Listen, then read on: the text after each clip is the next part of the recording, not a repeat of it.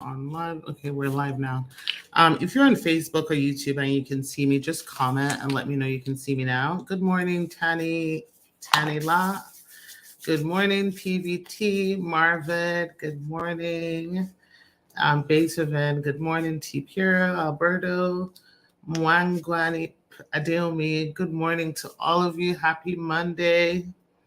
Um, Yeah, I know. I can see you guys on Instagram. I'm just wondering about Facebook and YouTube because it didn't go live initially. Okay, I think I can see YouTube now. Africana on YouTube, good morning. How's everyone doing? Today is just really a frequently asked questions. Feel free to ask me your questions.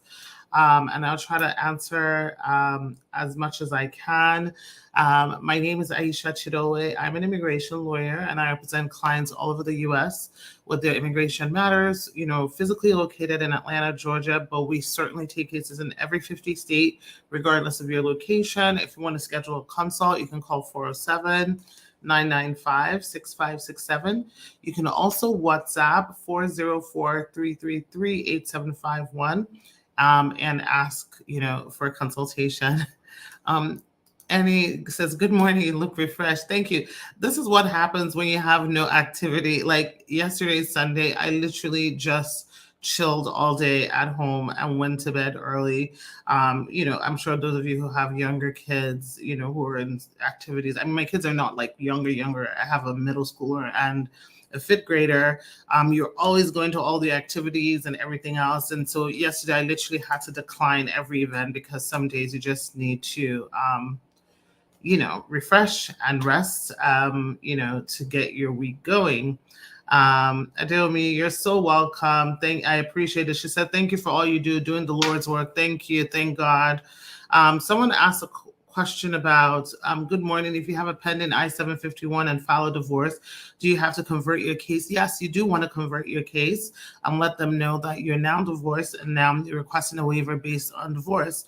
If you don't do that, when it's time for citizenship, you might have a problem getting naturalized because they're going to say you didn't remove your condition based on marriage and you did not let them know that you were divorced. So again, with removal of condition, even if you're divorced, it does not stop you from getting approved as long as you can show that your marriage was legitimate and your marriage just didn't work out. Okay. Omar says, I received an approval for my travel document with the marriage receipt, with the receipt number while I received a prima facie, and I'm still waiting on a work permit. Can you tell why that happened? So are you asking why you got a travel permit before an EAD? If that's the question that you're asking, I mean, it all depends. Sometimes some people get what we call combination cards.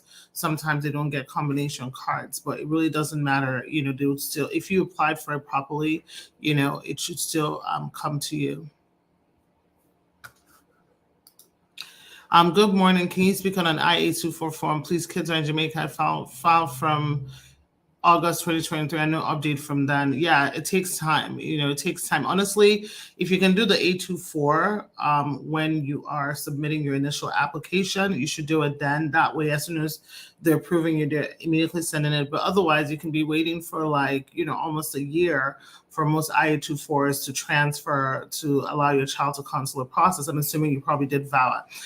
The good news now, I know for a lot of people, they didn't want to do it prior because you had to pay like a filing fee for the A24. But again, with the new changes in pricing, a lot of the humanitarian-based cases, there are no more any fees. So you would not have to pay USCIS a filing fee for the I-824. So it only makes sense that if you have children that are outside the country under 21, that you should do the I-824 at the same time.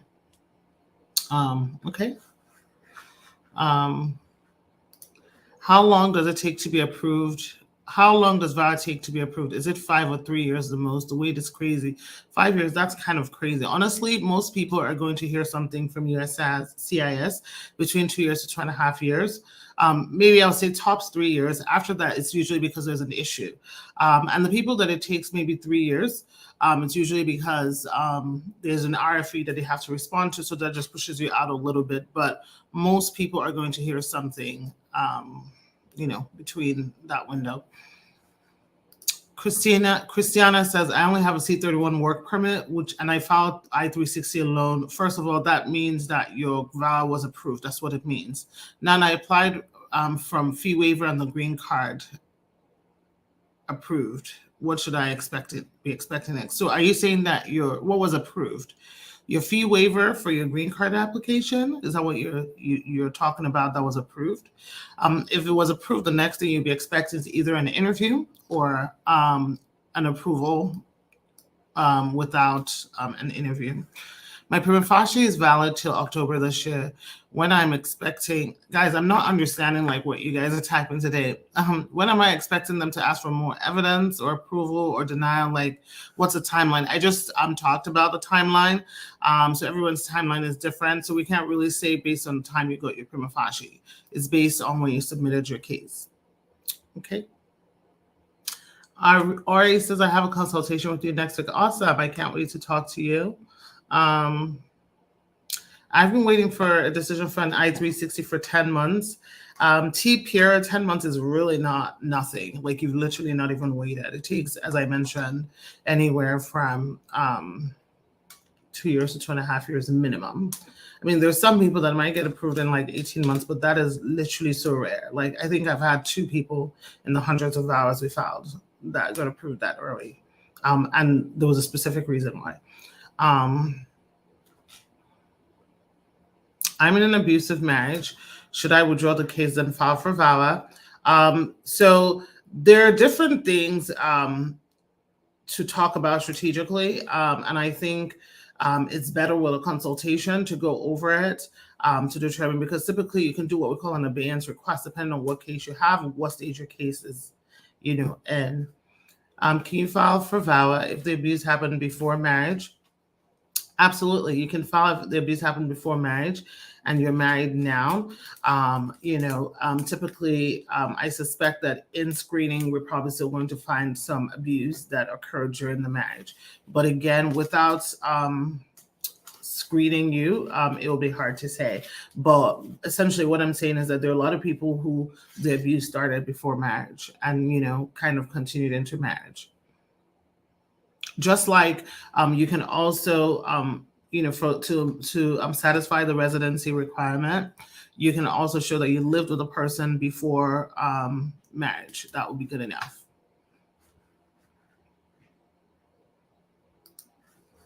My two-year EAD is about to expire with my travel docs. I have a valid case. What's the way forward? The law, if it's about to expire, you need to file for a renewal. You want to file for renewal at least 6 months before the expiration date. You want to, so, if you're one of our clients, call us and let us know that you want to do a renewal so we can go over that with you. But you want to definitely file it before it expires. I filed for an I-485 based on an approved VAWA on July 2023. U.S. citizen abusive spouse. My field office is Houston, included medicals. What's the trend of approval timing in Houston from your perspective? The 485 takes 12 months if you didn't do it when you did your regular VAWA. Sometimes some people get a little luckier, but that's what, we see.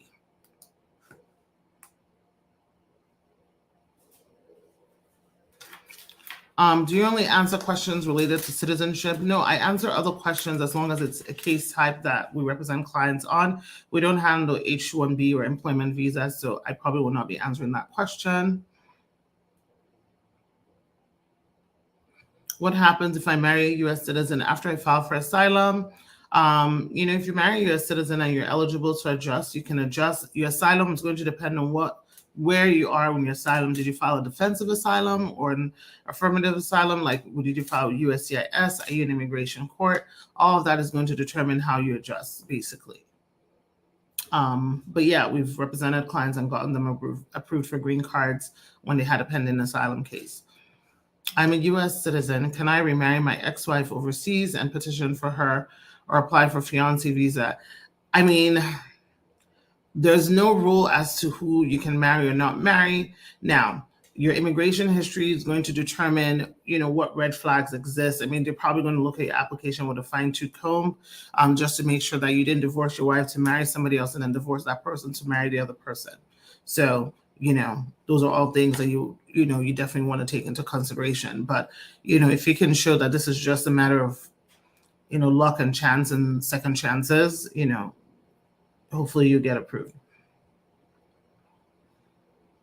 What can be done if I'm married to my spouse for 2 years and she cheated in the marriage and I found out that my child is not my blood and have videos of her having sexual encounters? Wow, that's terrible. Bezzy Trade, call us 407-995-6567. Let's screen you to see what options you have available, to self-petition.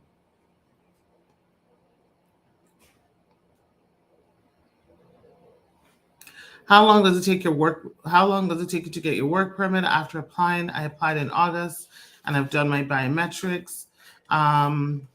It can take anywhere from like 4 to 9 months. Anywhere from 4 to 9 months. What documents are needed to file for T visa case? Apart from your evidentiary, your biographical documents, like your passport or proof of entry and all of that good stuff, you definitely want to submit any kind of proof of trafficking that you have. There's no way I'm going to go through a list of things right now. In summary, proof of abuse, you have to also submit proof of law enforcement reporting and things like that.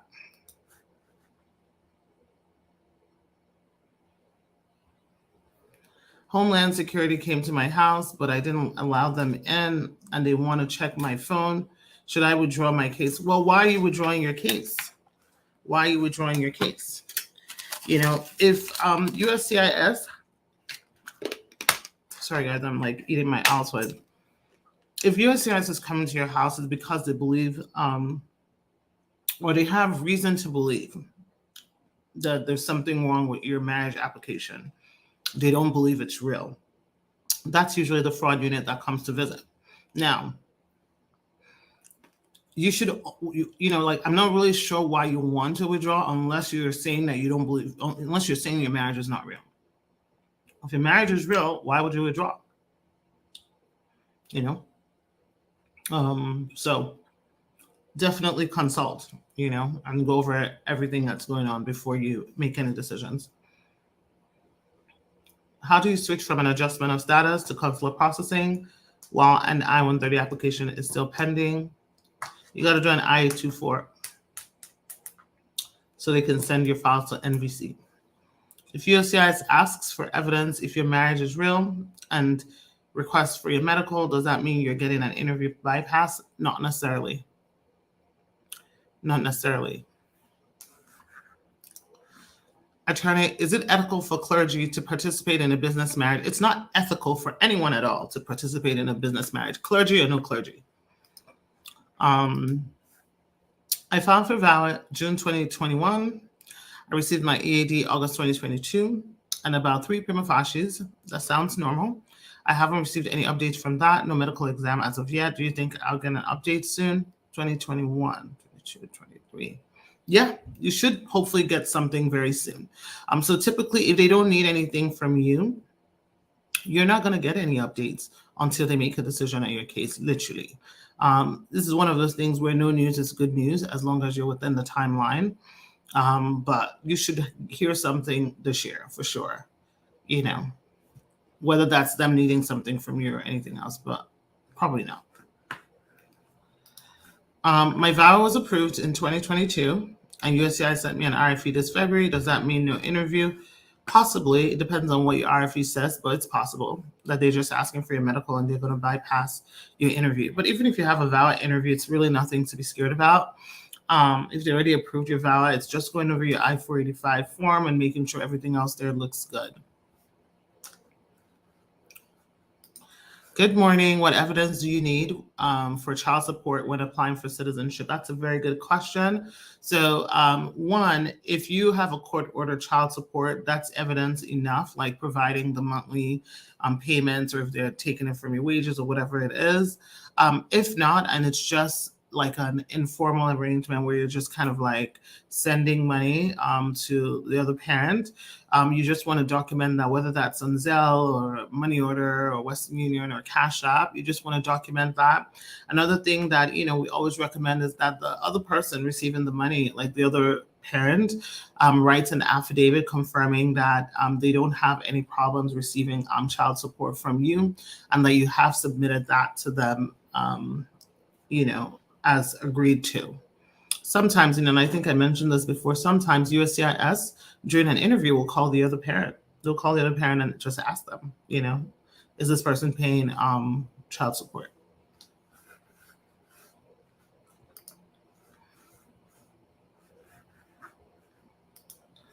Good morning. Please, does USCIS waive biometrics if you sent your VAWA application with a fingerprint card? No, they don't waive biometrics for that. The only time that they will bypass you from biometrics is if they have a recent biometrics for you. If they don't have a recent biometrics for you from another application, they're not going to waive it. And honestly, that was just something that they did because of COVID. We're definitely seeing less biometric bypasses since COVID has kind of like settled down.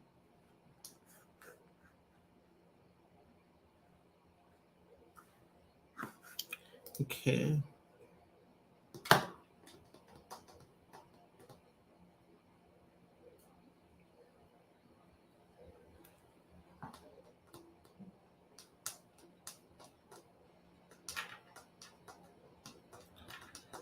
How do I show proof that I live together with my spouse when she lives and works in state A and I school in state B? The distance is 3 hours apart and I visit regularly. So you are basically saying to me, you don't live together. So if you don't live together, then you don't have any proof that you live together. Now, and if you're saying that you go to school in state A and come back home every day, then you should have things to show that, you live there. But if you don't live there, there's no way to show proof that you don't live together.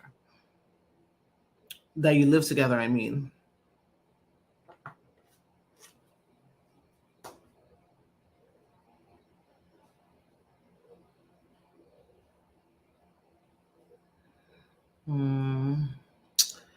Okay. If you're applying for a green card, you don't need to apply for that. I'm not sure if this is a question or who you're responding to, so I'm just gonna skip that. My wife's I-130 petition was denied due to her prior marriage withdrawn since 2016. I currently filed and appealed for my current I-130 that was denied, and I also filed a new I-130 but never heard from them. I'm not sure I understand the question. Are you the U.S. citizen filing for your spouse, for your wife?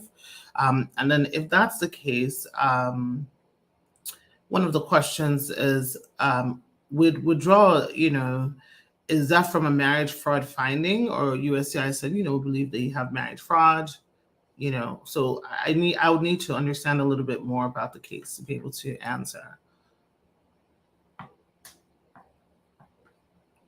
The right way to change this person, I changed my address for VAWA case, but it still shows as old address. What's the right way to change address for VAWA case? You have to physically submit your AR11 to USCIS. If you have an attorney, then the attorney can use the attorney hotline to do it. But otherwise, you have to physically submit your AR11 form directly to USCIS. You can't do it online, or it won't update. Do you apply for VAWA before or after your green card application? What is more advisable? So something, in order to apply for a green card, something has to make you eligible to apply for a green card. And that could be marriage, that could be abuse. So I'm going to assume that you have an abusive case. That's why you're thinking about filing for VAWA.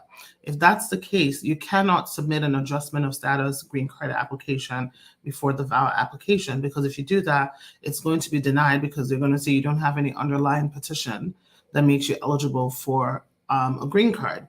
So typically, if you qualify to do what we call concurrent filing, meaning that you can submit both at the same time, then you submit both at the same time, the VAWA application and the adjustment of status application. If you're not eligible, let's say you're married to an LPR and visas are not available to submit both, are not available, so you can't submit both at the same time, then you submit your VAWA case, and then once visas become available, then you can add your adjustment of status. Okay? Hi, from the City of Angels. What happens when your prima facie was extended for 6 months as against the 1 year, as I have previously gotten 1 year extensions, and now it's 6 months. So this is the way prima facies work. Your first prima facie is going to be for 1 year. After the first prima facie, every other prima facie after that will be only 6 months. They will renew them on 6 months increments until they make a decision on your case. So that's normal. I have a friend that responded to the request for evidence for adjustment of status, and it's been over a month. What do you think is going on? I don't know. Nothing is probably going on. It takes them time to sieve through responses and make a decision. And it also depends on what kind of case they have. Okay.